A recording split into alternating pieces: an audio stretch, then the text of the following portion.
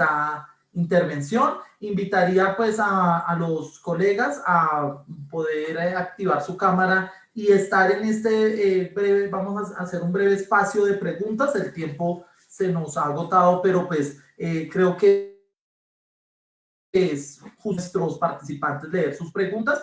Voy a tomarme el atrevimiento de direccionar más o menos hacia dónde estarían las preguntas. Hay 4 preguntas. Voy a decir más o menos o lo que sugeriría podría ser la orientación de las respuestas. Si alguien quiere intervenir sobre esa pregunta, no hay problema y pues hacerlo, digamos, de manera sintética para poder ir cerrando nuestro seminario. Esta pregunta está dirigida a Daniela. Anderson también de pronto nos podría dar ahí alguna pista, y es la siguiente. Es evidente que antes de la pandemia existía una brecha entre el fútbol masculino y el fútbol femenino. Entonces, con lo que se plantea, ¿cuáles son esos factores que han generado que esa brecha aumente en pandemia? Por ejemplo, con lo que se dice que no usan el mismo espacio para entrenamiento. Si el cierre es para hombres y mujeres, quisiera que se profundizara en esa idea. Nos pregunta Daniela Rivera.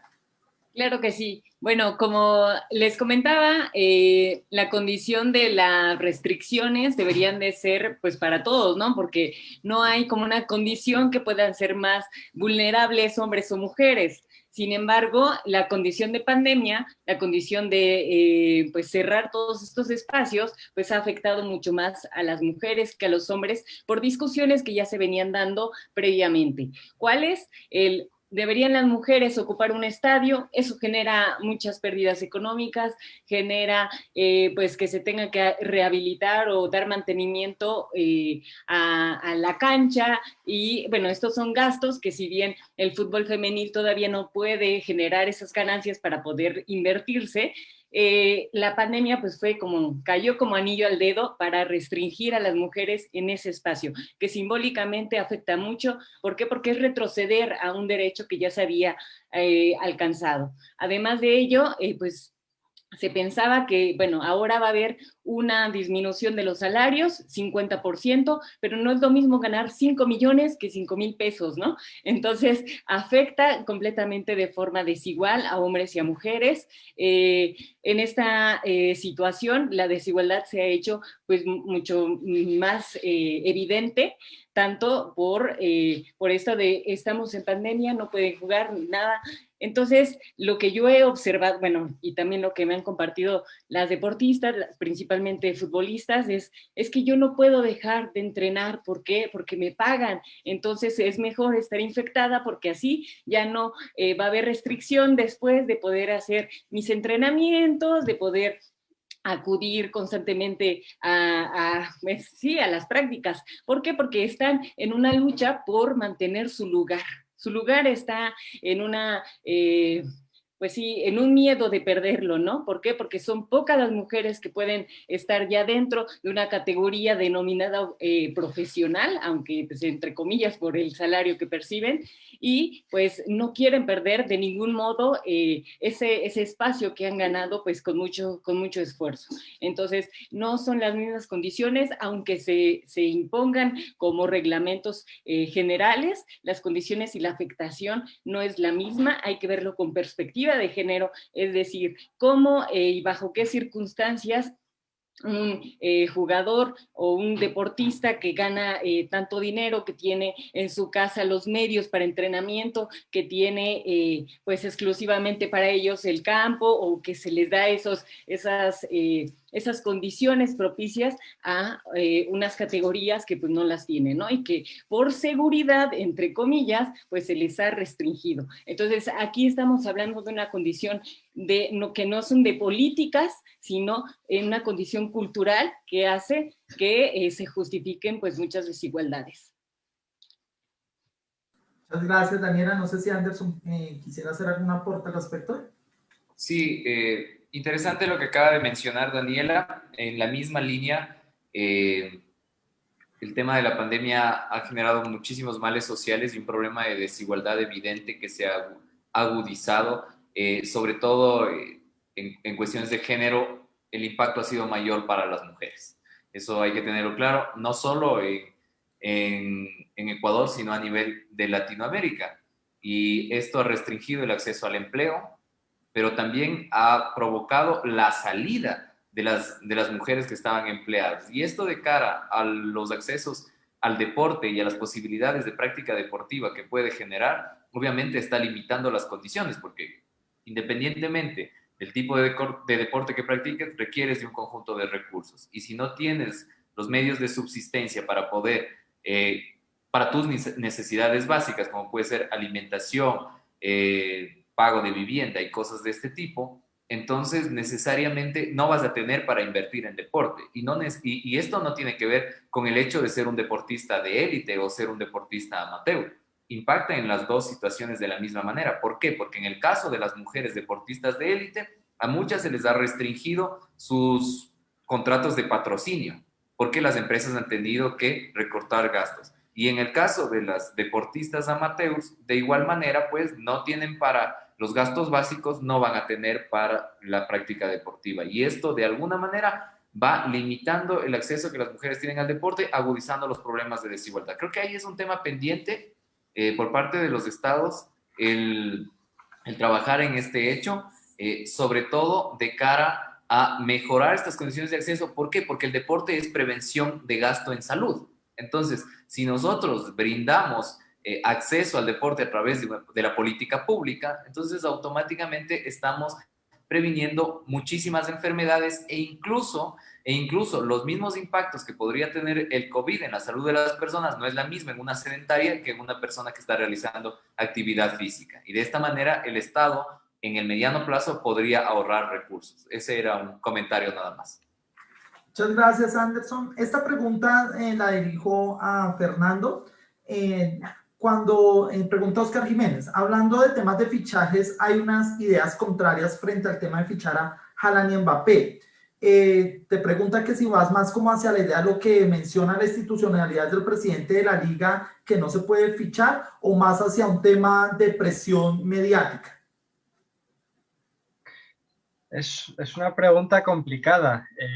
Es cierto que el presidente de la liga ha subrayado mucho que, claro, que los clubes tienen que apretarse mucho el cinturón, porque evidentemente la pandemia trastoca todo, pero claro, de nuevo utilizamos el mismo paraguas que hemos venido comentando, ¿no? Sobre todo en la primera parte del webinario. Y es que al final el show que se ha montado, el espectáculo que se ha montado en torno al fútbol se mueve por razones o por una causalidad meramente económica. Entonces, mi opinión es que los clubes están como locos tratando de encontrar la manera de fichar a estos dos jugadores más allá de su calidad futbolística, ¿no? Simplemente porque son los jugadores de moda, se supone que son, o les llaman ya aquí por lo menos en España, los nuevos Messi y Cristiano, y entonces yo veo un fenómeno similar al que ocurrió en su día con David Beckham cuando fichó por el Madrid, ¿no? Que al final son deportistas, son futbolistas que van más allá de ese mero aporte deportivo y que, por lo tanto, como se interpretan como activos económicos, como activos casi financieros, ¿no? Pues esto de alguna manera pueda suponer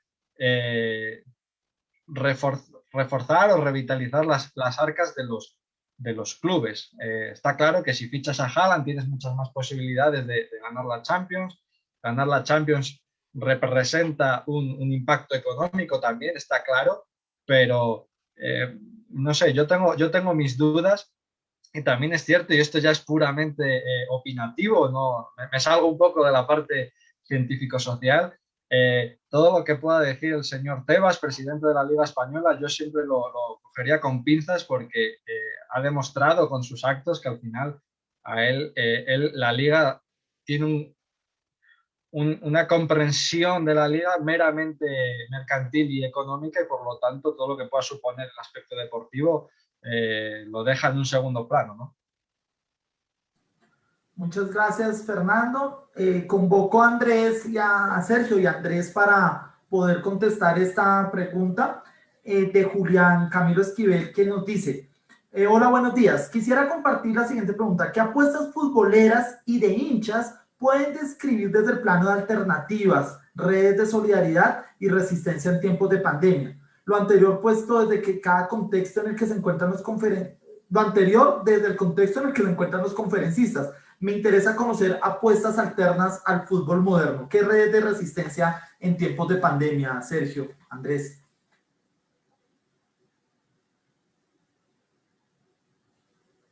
Dale, Sergio.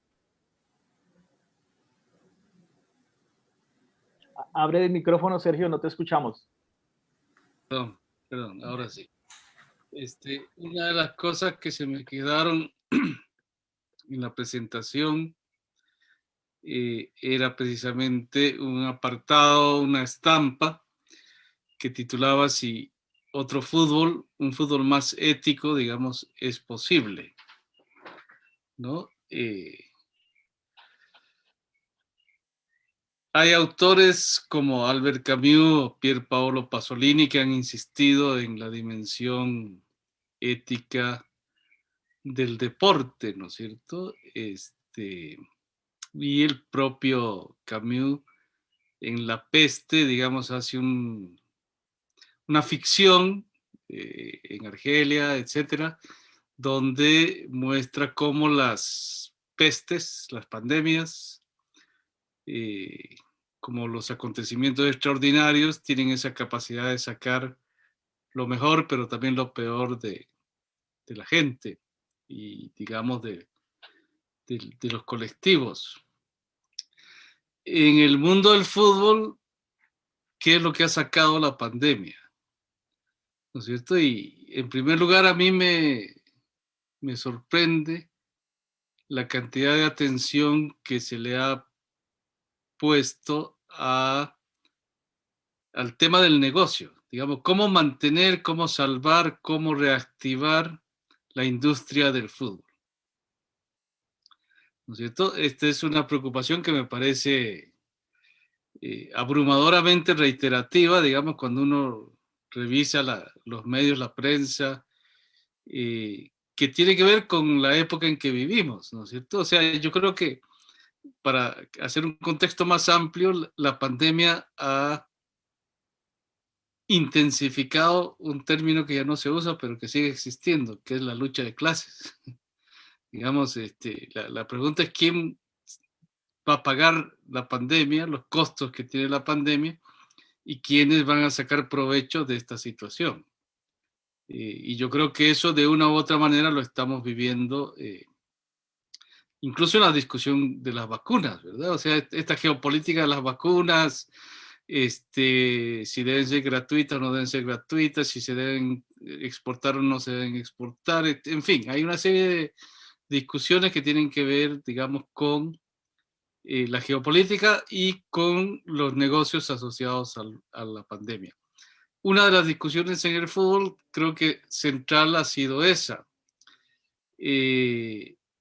Pero la pregunta que yo me hago es si hay otras implicaciones, si la pandemia ha logrado sacar a flote otro tipo de preocupaciones entre la gente del fútbol.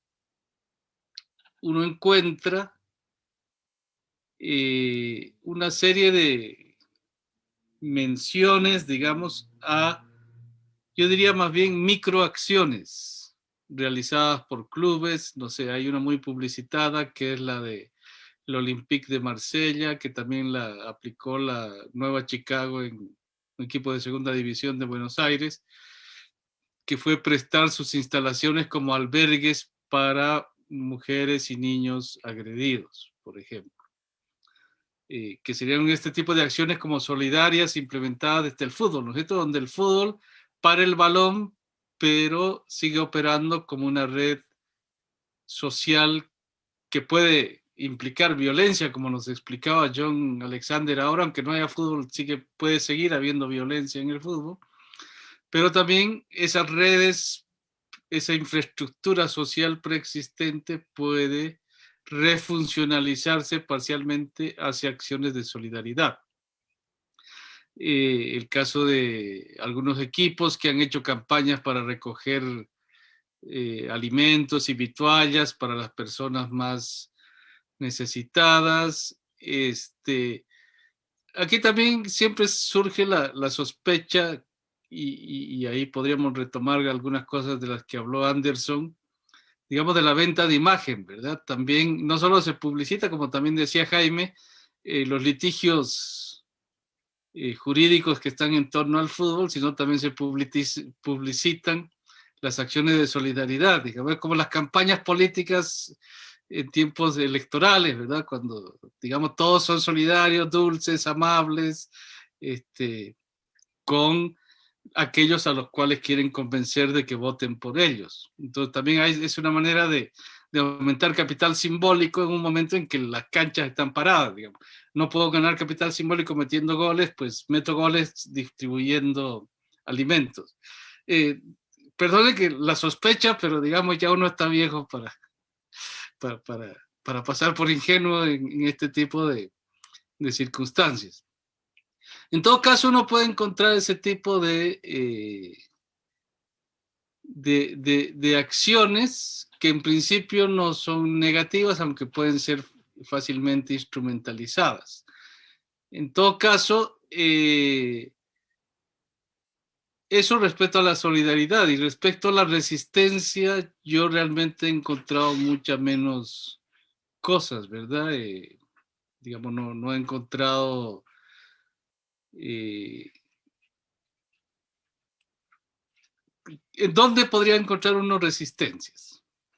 A el cierre de los estadios, el cierre de las canchas. En el fútbol comunitario el tema podría ser mucho más interesante, porque ahí sí hay una disputa por el espacio más evidente, dónde se puede jugar o no jugar, o digamos cómo la policía hostiliza a los niños o a los vecinos que pretenden un momento de esparcimiento en el espacio que ahora les está vedado, ¿no es cierto? Es un poco como decía Michel Desertot, jugar a cazar furtivamente. Cuando la policía pasa, sacamos el balón y lo tiramos y apropiamos la calle y el espacio, ese tipo de resistencias más locales. Yo no he encontrado en lo que he recorrido movimientos de aficionados porque se reabran los estadios o porque se reabran los espacios de sociabilidad deportiva. Sí, en el caso de Costa Rica se disputó un clásico hace no mucho y los hinchas sí salieron a celebrar, o sea, que el Ministerio de Salud hizo llamado, la policía dijo que iba a hacer un operativo y a la hinchada le importó muy poco y salió a celebrar a las calles colectivamente, sin mascarilla, sin distancia social, bla, bla, bla. ¿No? Eso uno podría tomarlo como un acto suicida de resistencia, digamos, para ponerlo un poco dramático. Y ciertas, aunque yo no habría encontrado resistencia, sino ciertas acciones compensatorias, en el caso de, también lo señalaba Daniela, digamos, reducción en pagos, en planillas, en remuneraciones a jugadores, que obviamente una cosa es jugar en un equipo de primera en Europa y otra cosa es jugar en un equipo de tercera de barrio, donde lo que se gana es prácticamente simbólico y encima se recorta o se deja de pagar. Entonces han habido, digamos, algunas acciones de los propios jugadores que apoyan a otros jugadores que están en situaciones más complicadas, etcétera, pero, digamos, no ha surgido una organización sindical para proteger los derechos de los jugadores, que podría haber pasado, por ejemplo, ¿no es cierto? Me parece que no ha, por lo menos que yo conozca, no ha surgido ningún movimiento de organización de los trabajadores, digamos, del pie de obra, como dicen, para defender sus derechos o sus contratos o sus remuneraciones, etcétera. Creo que no ha habido ni protesta, ni movimiento social, ni acciones incluso judiciales que yo haya oído, digamos, demandas o ese tipo de cosas, sino que básicamente parece haber habido una aceptación por ahora de las medidas, de los recortes salariales aplicados por patrocinadores, por equipos y por otras fuentes que completan la remuneración de los jugadores. Me quedo ahí. Andrés, la pelota Bueno, en tu campo. sí, ya cayó en este campo. Aquí en Colombia, digamos, hay dos trayectos muy significativos frente al tema de la violencia, tanto en el tema de los hinchas, tanto en el tema, digamos, en esos lenguajes del fútbol. Hace muchos años el tema de goles en paz originó una huella grandísima en las experiencias comunales a partir del fútbol en las comunas.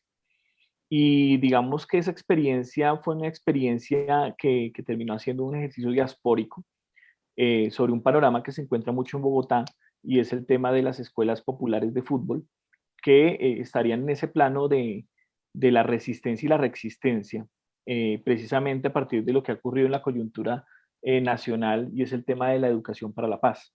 Hay algunas experiencias que se han caracterizado por construir dinámicas de interacción con jóvenes y con niños a partir precisamente de una reconfiguración del fútbol como un instrumento de paz.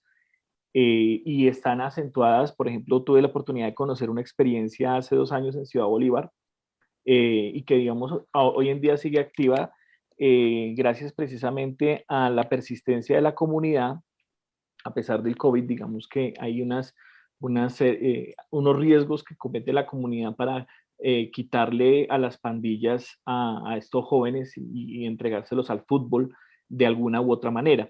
Entonces, en gran parte la respuesta en términos del fútbol comunal, porque digamos como lo ha indicado Sergio, en las grandes escalas de los grandes clubes se hacen algunos actos de blue washing, ¿no? Del trabajo de las marcas, de todas maneras de que se genere la permanencia de esas marcas y esa presencialidad del fútbol, inclusive si no hay fútbol de facto.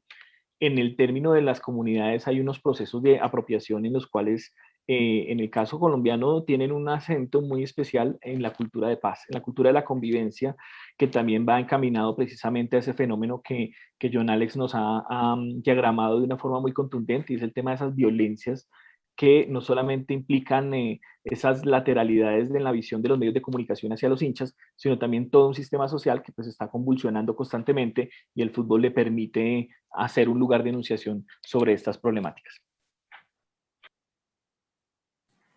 Gracias, Andrés. Y para finalizar, John Alexander hace un comentario para que John Alexander, sí, nos hace un comentario en Facebook para John Alexander. Creo que es John el que comentó. No, es un tocayo, no tengo ni idea quién es. Sí, porque Es dije, una casualidad. hay homónimo. un mito de la caverna aquí. Pero bueno, bien, encontraste aquí un tocayo. John Alexander le pregunta a John Alexander, hace este comentario que dice, seguramente que las cifras que has mencionado son más grandes, solo que como barristas siempre hemos sido invisibilizados por el Estado y son muchas más las muertes de compañeros que seguramente no son tomadas en cuenta como muertes a causa de una camiseta de fútbol.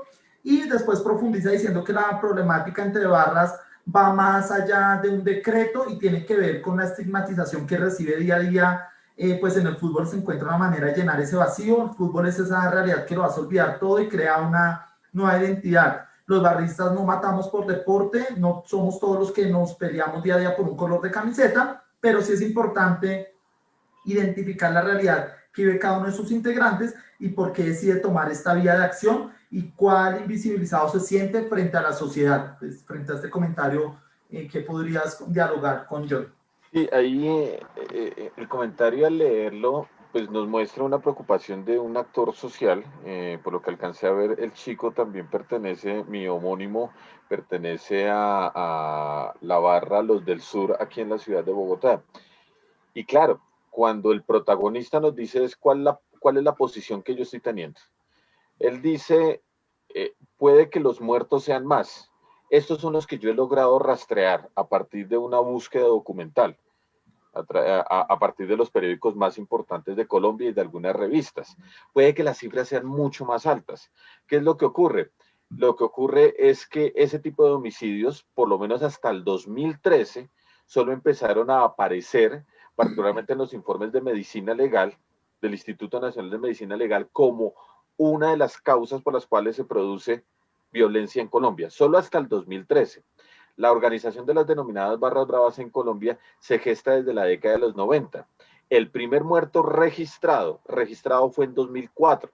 Sin embargo, hay informaciones desde el 2001, pero no tenemos datos que nos lo puedan certificar. Lo mismo en la década de los 90. Se sabe, pero no están certificados de ninguna manera. Entonces, la preocupación que plantea el joven nos puede decir a nosotros, venga, mi presentación estuvo relacionada a cuáles son los significados, cuáles son los sentidos de esa violencia en el contexto del fútbol. Lo que el joven nos está diciendo es, venga, aquí hay muchas más problemáticas de las que usted acaba de denunciar. Hay muchas más problemáticas, ya que los hinchas no son solo hinchas.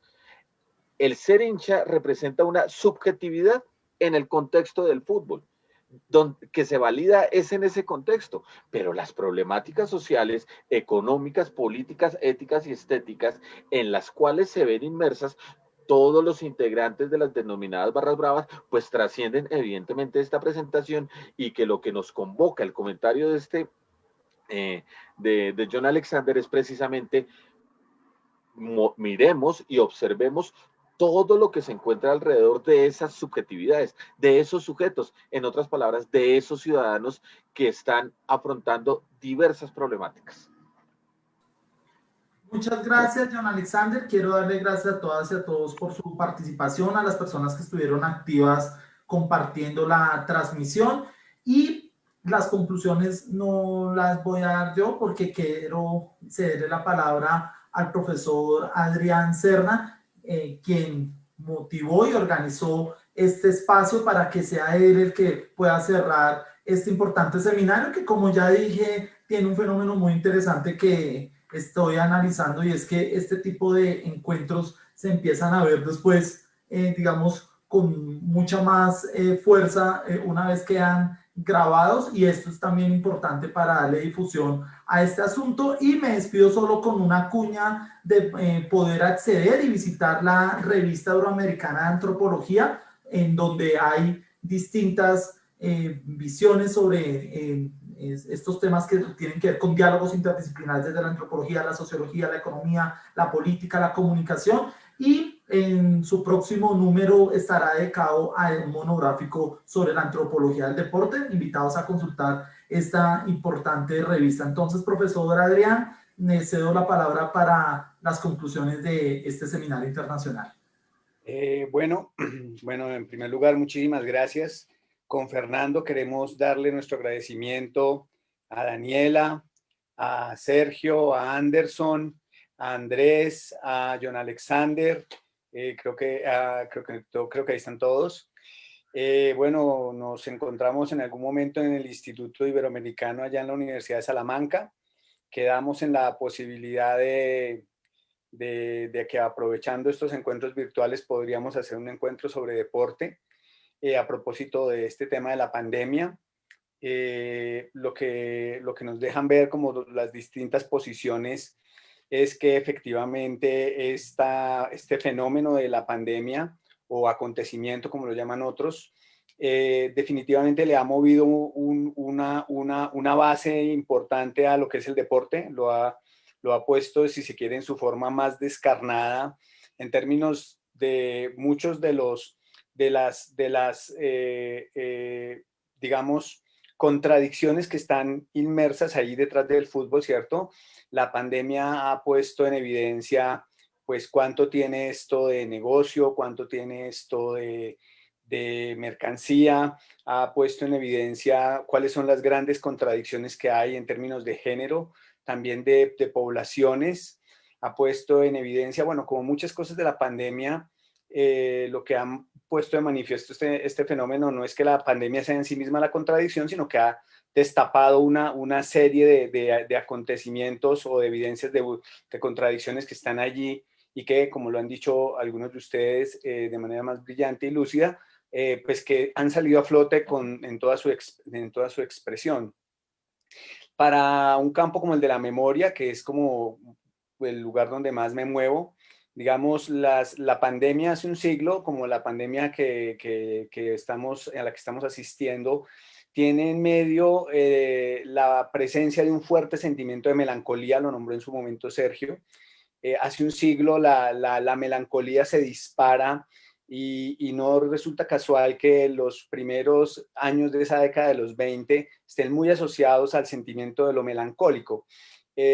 Algo semejante, claro, no se alcanzó a percibir en ese momento porque ni siquiera los grandes escritores alcanzaron a percibir ese sentimiento de melancolía de manera explícita, pero sí lo pusieron de manifiesto en sus letras, sí lo pusieron de manifiesto en sus composiciones, y lo que estamos viendo es que ahí viene un nuevo sentimiento de melancolía que está muy asociado a estos fenómenos pandémicos, por cuanto tienen de muerte, por cuanto tienen de cómo se detiene la vida, cómo se desritualiza, porque digamos que parte de lo que ha hecho la pandemia es ejercer un fuerte efecto de desritualización, de aparición de una sociabilidad descarnada, en donde como que los días se vuelven iguales, los meses se vuelven iguales, y esa desritualización tiene aparejado mucho ese fuerte sentimiento de melancolía. Lo veíamos en un proyecto que estamos adelantando con el profesor Carlos Reina, que efectivamente la gente está muy inclinada a recordar, ¿no? El recuerdo se ha vuelto parte de la vida cotidiana, y digamos que algo que es importante, uno de esos conductores eficientes del recuerdo, como lo decía en su momento Andrés, pues es el deporte, pues en buena medida porque lo único que tiene la mayoría en un continente como América Latina es realmente el deporte. Las personas no tienen un espacio distinto a trabajar y su afición deportiva, y no tenerla como acostumbraba a tenerla, pues digamos que suscita un fuerte sentimiento de que algo pasó en el mundo, de que tal vez algo bueno quedó atrás, cuando pues esto puede no ser tan cierto. Y creo que pues este tipo de eventos, este seminario que nos invita a reunirnos a propósito de este tema, pues ha sido una maravillosa oportunidad para reencontrarnos, encontrar redes, encontrar con personas que están trabajando temas tan interesantes. Solo me resta, en nombre de Fernando también, pues agradecerles lo mismo en nombre de la maestría que nos acogió, de la red Rita que nos transmitió, a Jaime, a darle su agradecimiento. Jaime debía estar de ponente, pero bueno, no nos daba para tanto porque pues, Jaime es muy diestro en este tema. Y bueno, creo que podríamos pensar hacia futuro en hacer otras cosas. Les agradezco mucho a todos su participación, y bueno, los dejamos ya descansar de esta transmisión. Les recuerdo, las constancias las haremos llegar en el transcurso de los días, y los invitamos a que se animen a participar en el monográfico que estamos organizando, que estamos dirigiendo con Fernando para la revista Euroamericana. No resta más sino despedirnos, darles las gracias y, bueno, aplaudirlos a todos. Que estén muy bien. Gracias. Gracias, que estén muy bien. Gracias. Gracias a Muchas todos. gracias, un saludo a todos. Gracias a todos. Sí, Gracias, señor. gracias. Gracias. Un abrazo, muchas Daniela, gracias. Sergio, Andrés, a Fernando, a Un Jaime, a gusto. Anderson y por supuesto a Adrián. Muchas gracias. Gracias a todos de igual manera. Saludos. Gracias, saludos. Un gusto conocerlos.